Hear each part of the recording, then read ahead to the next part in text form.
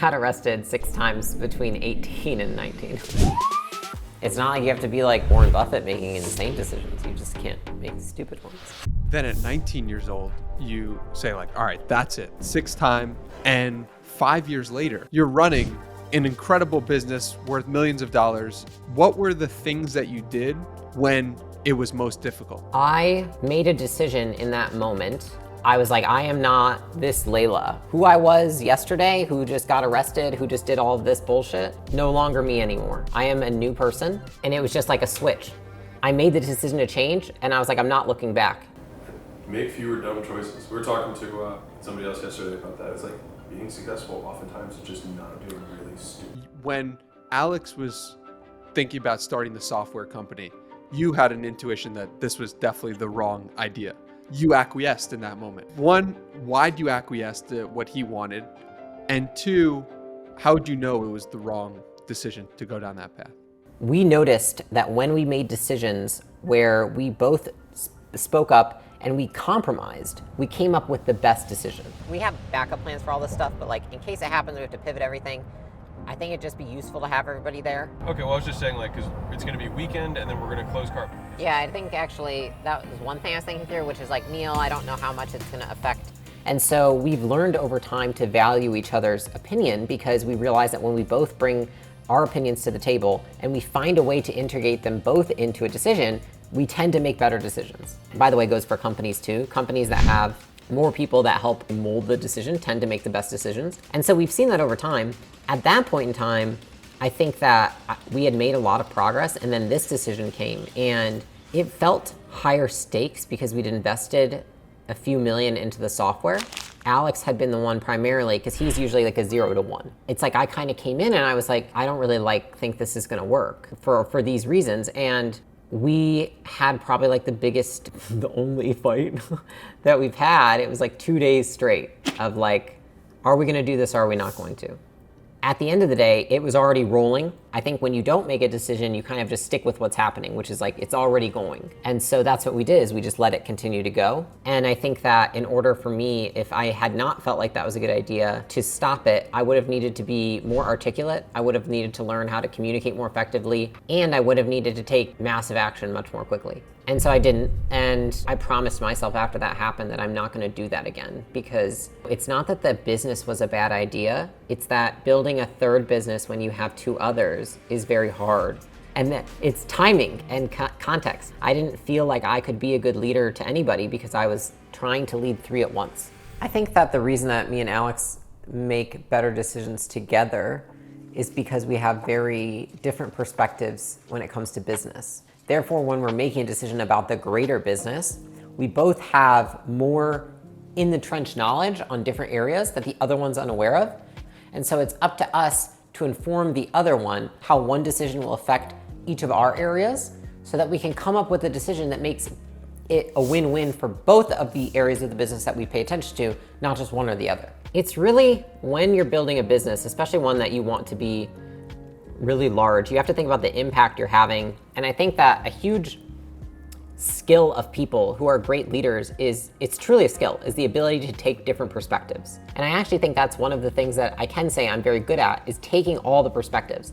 If acquisition.com does X, Y, and Z, how is the general public that watches the content going to perceive us? How are future candidates going to perceive us? How are our current partners going to perceive us? Their team's going to perceive us? How is my team going to perceive us, both on an executive level and a lower level?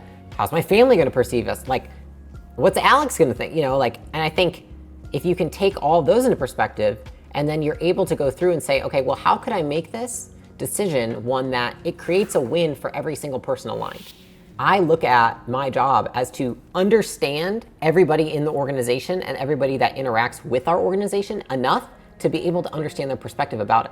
It helps me make better decisions so that every time I do make a decision, I know that there's a more likely chance it will make everybody's lives better, not worse. People will disagree with you. You can't get the entire organization to be on board with your decision. But you also have to understand that people have different competing priorities when they're thinking through a decision.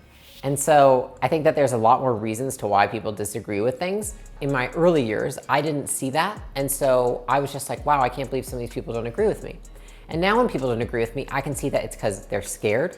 I can see that's because they're self-interested and they're more concerned of how it's going to affect them. Or I can see that maybe they have a lot on their plate and they're overwhelmed just even in that conversation. And so they're just gonna say no today, but they might be fine with it in a week. I do a lot of things intuitively that end up working out for me. In terms of like people like, how do you become a leader? How do you make good decisions? I'm like, my natural set of ethics and morals is one that has set me up for success in this role. So I think that when I used to go to Alex, a lot of the times I'd be like, I don't think this is gonna work. It doesn't feel right to me. Like this, it doesn't feel right. I don't think they're the right hire, but I couldn't point to data. He knew that there's a lot of times where he's like, she's right when she feels this way about something. But I didn't know how to articulate, my feeling comes from this set of data. That's what I realized, is that it's very hard, especially for like a female to communicate with a male in terms of like my feelings.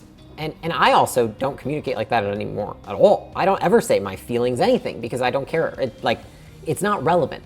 And now I've realized that I have to gather the information, I've got to present data and a logical argument that is supported by evidence to show why my opinion is what it is, or why the feeling is there. It's like the feeling is based off of evidence. So you have to go and find the evidence and show the evidence rather than lead with, I feel a certain way. It's very difficult for us to communicate with like, I feel a certain way, because there's no evidence to support a feeling.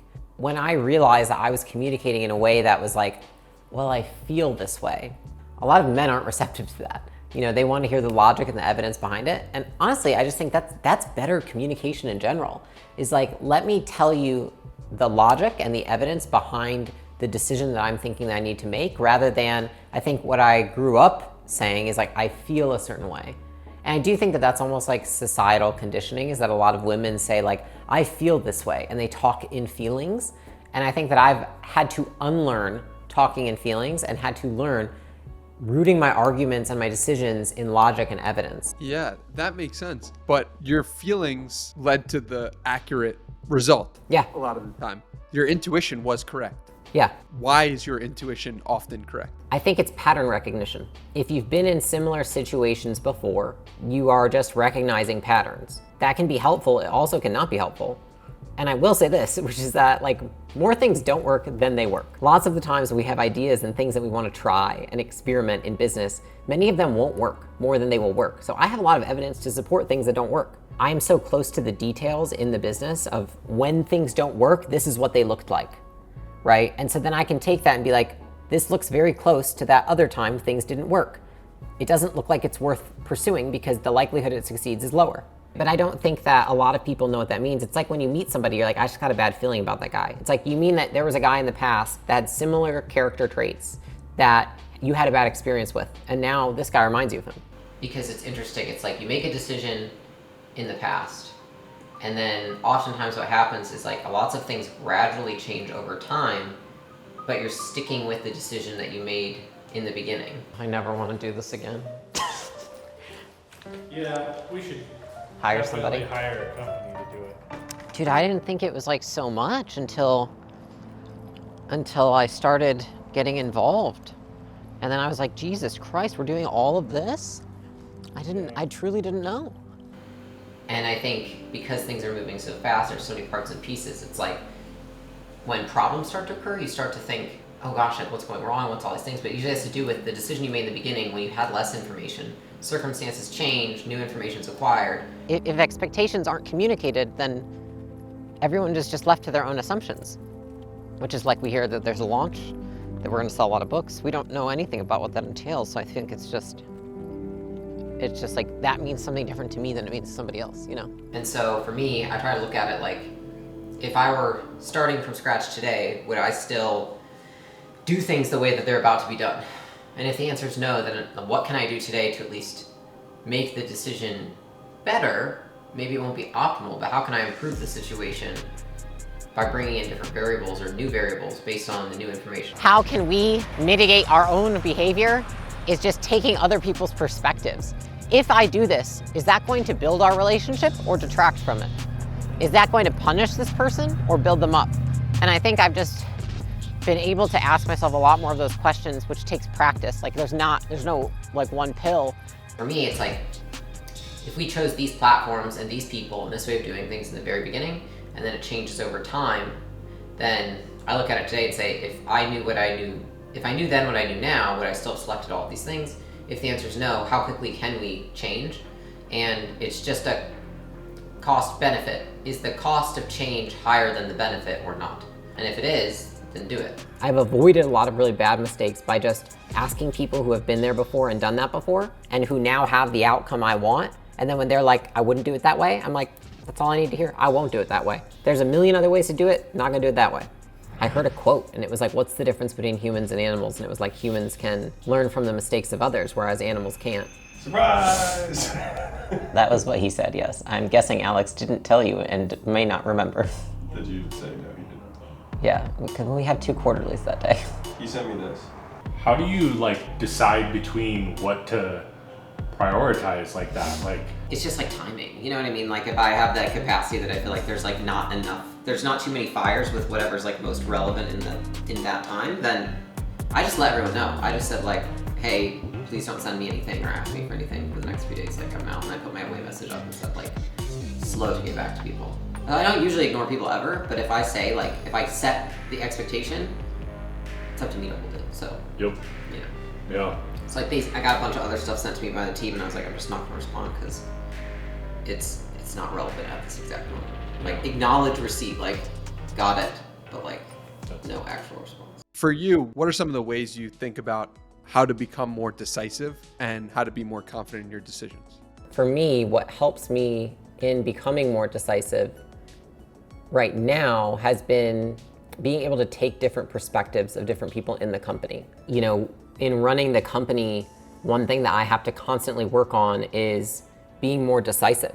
When I'm trying to make a decision and I have 5 executives who are very smart and opinionated, I find myself like wanting to make sure that there's almost consensus. I'd rather be that than overly confident, but I don't think that that always sends the best message to the team if I'm not very clear on leading the way. And so the last year, I would say, I told the team that that's my focus, is I want to be more decisive.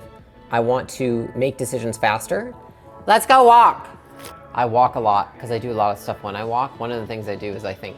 But I think in terms of making decisions, I think it's like, it's a time I have to reflect and think. And so I value that a lot.